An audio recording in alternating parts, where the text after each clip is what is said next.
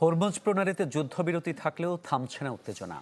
মার্কিন সামরিক বাহিনী মাত্র 3 দিনের ব্যবধানে দ্বিতীয়বার মতো ইরানে হামলা চালিয়েছে।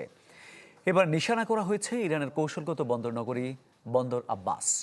একই সময় দেশটির রাষ্ট্রীয় টেলিভিশনে প্রকাশিত একটি কথিত শান্তি চুক্তির খসড়া নাকচ করে দিয়েছে হোয়াইট হাউস। ডোনাল্ড ট্রাম্পের মতিগতি যে কি তা বুঝে উঠতে পারেন না তার ঘনিষ্ঠরাও।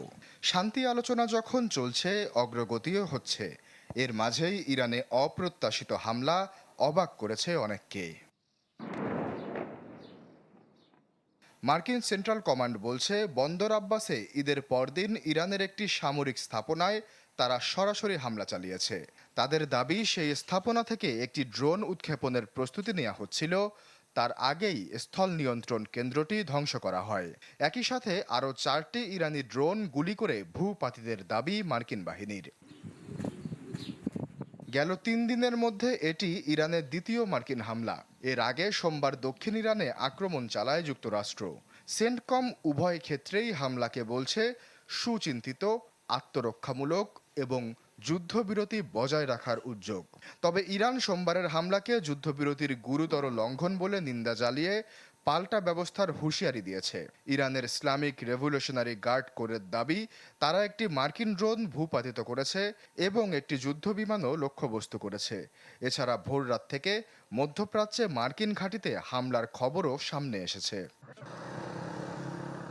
এদিকে চুক্তি নিয়েও পরস্পর বিরোধী অবস্থানে দুপক্ষ।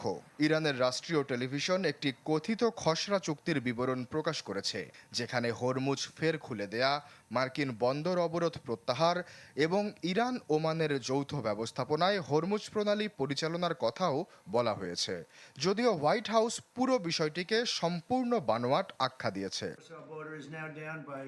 ক্যাবিনেট বৈঠকে ট্রাম্প জানান, হরমুজ আন্তর্জাতিক জলপথ কোনো একক দেশের নিয়ন্ত্রণে যাবে না। একই সাথে ওমানকেও দেয়া হয়েছে হুঁশিয়ারি। এছাড়া ইরানের ওপর থেকে নিষেধাজ্ঞা তুলে নেওয়া হবে না বলে সাফ জানিয়ে দিয়েছেন ট্রাম্প, বরং তেহরানকেই তাদের ইউরেনিয়াম জমা দিতে হবে বলে জানান তিনি। আশ্বাস চৌধুরী, চ্যানেল 24।